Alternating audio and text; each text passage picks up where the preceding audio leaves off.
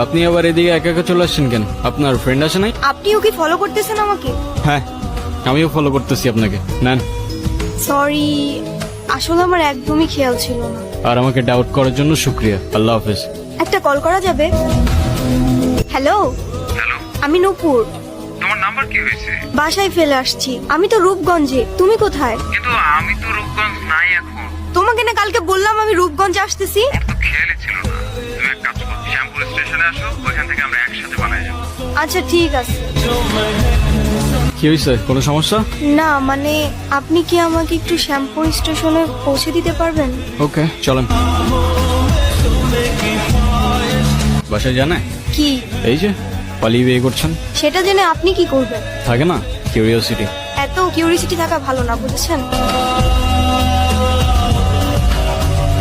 ঠিক আছে তাহলে, আই গেস আমাদের জার্নি এখানেই শেষ। আচ্ছা, আপনার বয়ফ্রেন্ড কই? ও আসে নাই? আসছে হয়তো। আচ্ছা আপনার ফোনটা একটু দেন তো।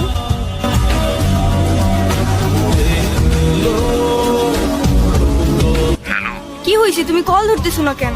আমি স্টেশনে এসে দাঁড়ায় আছি, তুমি কই? আসলে দেখো, বাসায় সব জানাইছি। আম্মু বলতেছে যে মেয়ের বাপ মায়ের পরিচয়টাই নাই।